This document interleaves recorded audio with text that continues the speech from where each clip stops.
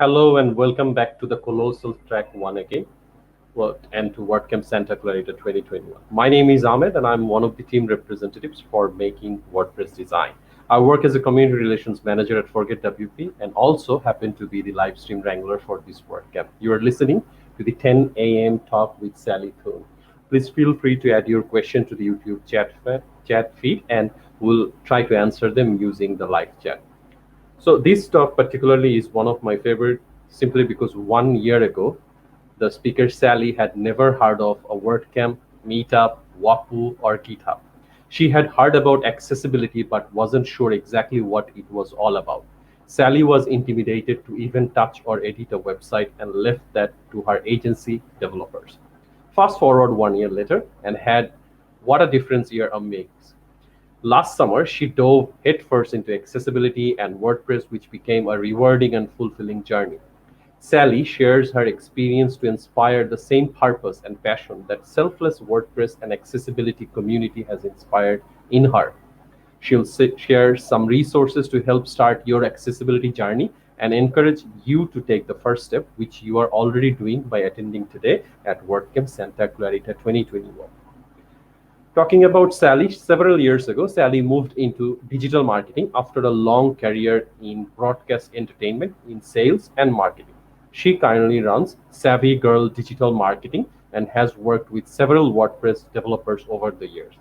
Now she is learning to build her accessible WordPress website by herself. Over the past year, she has been studying accessibility, which has been on her heart for a few years. Sally feels privileged to help make the web more inclusive and is grateful to all the accessibility advocates leading the way. Born and raised in Montreal, Quebec, Canada, Sally has lived in Ottawa and Toronto, Ontario, Antigonish, Nova Scotia, and White Rock, British Columbia, before moving to Los Angeles. She loves to cook, volunteer, do puzzles, and spoil her dog Cleo and Petra, um, rest in peace, when not a digital and accessibility sponge, which brings to the session a rookie's reflection, my first year journey with WordPress accessibility by Sally Thoun. Hi, I'm Sally, and I have salt and pepper hair and black glasses. I'm wearing a blue t-shirt that says Digital Equality is my jam, which I won from the AXCON conference and is actually on the screen. I grew up in Montreal, Quebec, Canada, and come from an entrepreneurial family, even though I spent most of my career in entertainment broadcast. My grandfather actually opened up the first movie cinema in Montreal in 1905, and he followed that by opening up a huge chocolate factory with 6 stores, kind of like See's Candy, called Cleo and Patra Chocolates, who I named my dogs after. You can see Cleo is on the right and Patra is on the left. So I moved into digital marketing several years ago and just loved it. Prior to COVID, I was had my own agency and I was doing well. And then COVID hit my world and everyone else's turned upside down. I took a few digital marketing classes to enhance my skills. And my teacher always talked about LDT, learn, do, and teach. At this point, I'd not heard of a WordCamp, WAPU, GitHub, and I'd heard of a meetup in accessibility, but I wasn't sure exactly what they were all about. When I'd heard about accessibility a few years ago, I asked a few of the developers that I worked with what they thought about it, and they said it wasn't important, wasn't necessary, or shrugged their shoulders, and that was it. So, but something stuck with me that I wanted to look into this at some point down the road. Excuse me. So here begins my learning journey. Needing a website, because I was too busy before to do one, I attended my first meetup in Bakersfield, where the Mr. Mike Pilley, who's also one of our organizers, was hosting. And I asked the question, can you please tell me about accessibility? And he said, well, funny you ask that. We have a special guest here tonight, Mr. Joe Simpson Jr. from the Santa Clarita meetup. So Joe told me about the upcoming meetup accessibility day camp that was happening that Saturday, where 3 of the meetups from San Fernando Valley, Santa Clarita Valley, and Ventura, San Luis Obispo, and Santa Barbara teamed up to offer this. Well, that Saturday, August 8th, 2020, my accessibility journey began, and I was so excited. Halfway through, I was hooked. I knew something had been missing from digital marketing, and I discovered it with accessibility. I found my purpose and my passion. And even though I didn't understand all of it that day, it made a lot more sense the more classes that I took. So I dove deeper, well, actually, headfirst, to learn all I could about accessibility. And I started with the EDX Introduction to Web Accessibility course that Sumner recommended. And I love this because it gives you an overview of how people living with disabilities interact with technology and not just a checklist on other accessible classes. You can see that DQ offers courses, the American Disability Act has courses, Level out of the Netherlands offered courses last year. Nobility offers courses and their Access U conference. DQ University also has AXCon. I really enjoyed my webinars at Oklahoma Able Tech. And of course, you can check all the universities. There's podcasts, there's conferences, meetups. You can join groups on LinkedIn and Facebook. A lot of resources out there to help you get started. So now that I was doing, now that I had been learning, it was time to do. And so I asked Joe Simpson Jr., who I now call my guiding light, how I could get involved. And he introduced me to the organizers for the Los Angeles WordCamp 2020. Excuse me. I joined in a little late, but everyone was so welcoming and gracious. And I have to tell you that all you people out there in WordPress, thank you so much. You guys are just incredible. You don't judge, we're all at different levels, and all you want to do is share your knowledge and skills to help us become better. So I'm very, very grateful for that. And LAX 2020 was a lot of fun, and I met so many incredible, great people. So after that, I went back to my guiding light, Joe, and said, Joe, I really want to put my accessibility skills to the test. What can I do? Well, he introduced me to the organizers from WordPress Accessibility Day, which was a 24-hour marathon last October of everything accessibility. You can go to the link on the screen, wordpressaccessibilityday.org, and review all of those webinars. So I was fortunate enough to meet Joe Dolson, who was one of the core organizers, and he's a huge accessibility advocate and leader in this industry. And also he was a keynote speaker, and he said they needed help writing blogs, which is great because I love writing content. So I wrote the blogs for all the sponsors. And Natalie McLeese was also an organizer, and she was very gracious and gave me tips and helped along the way. And it was just wonderful to work with all these organizations as well. So all through this time, I was still attending meetups. And Sumner Davenport from the San Fernando Valley meetup, okay, go and sign up now. She was telling us about Nobility has a huge air rally every year. It's called the Accessibility Internet Air Rally. And it's usually in October. And I really wanted to enter this to be able to work on a accessible website from start to finish. So of course I wanted to be on her team. And everybody wants to be on her team, and it was full. So I went to the website and I saw that you could sign up as an individual, which I did, and you had to advise which skills you had. So I told them I could do everything but coding and developing. And then I was introduced to these fabulous ladies, Renu and Carmina from Texas, and we called ourselves the Digital Diversity Divas. Well, we're not really divas, but we just wanted to have fun with the name. Our mentor was Heron Henry from Australia. And she was just such a blessing, so full of knowledge, encouraging, and helped us get past that finish line. So then we were paired up with Uniform Meditation. And there are two women out of New York City that want to offer meditation to first responders and frontline workers. And we just love the concept, which made it even more fun to work on. So, there's a misconception that I've heard in the accessibility world that websites can't be pretty or they're ugly if they're accessible. Well, that's really not true. I'm going to show you our site, and I beg to differ. Now, of course, I could be a little biased, but here's our website. And as you can see, when you come to it, I think it's really beautiful, and it really evokes that calm sense that they want to portray.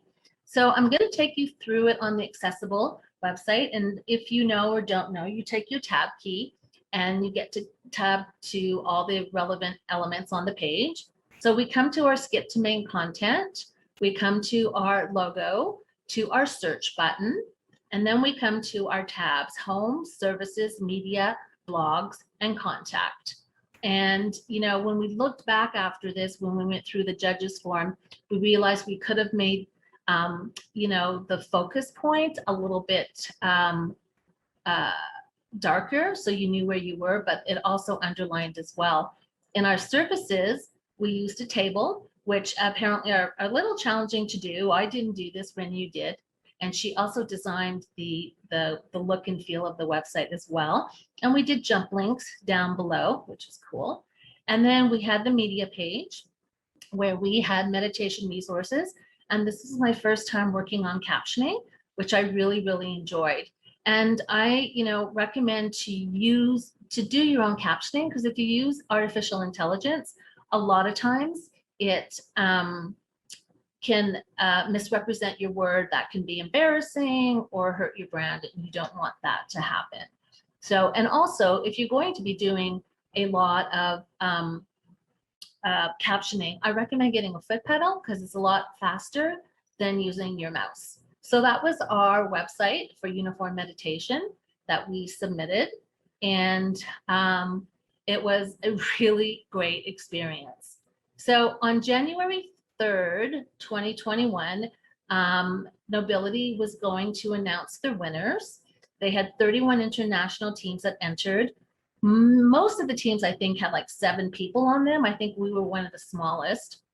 And when they announced the winners, we were completely shocked. We never expected to win anything. And it was just to enter and have fun and, you know, enhance our skills and meet great people. And we won 3rd place. And this just confirmed that I could do this and that I was on the right path. And the 1st and 2nd place winners built their site on WordPress, and our site was custom built because we really wanted to challenge yourselves. So if you want to enhance your new skill sets or even use your current skills, you know, you can always offer. Nobility is always looking for volunteers. Check their website for projects. Air Rally 2021 will be coming up, so check out their website, nobility.org. And we came across Taproot. They pair volunteers with nonprofits that need help on a project basis and that can't afford to pay people. So there's another great opportunity. And of course, your local nonprofits. So after that, Joe contacted me, and he was starting to put together our Santa Clarita WordCamp, which you guys are at. Thank you.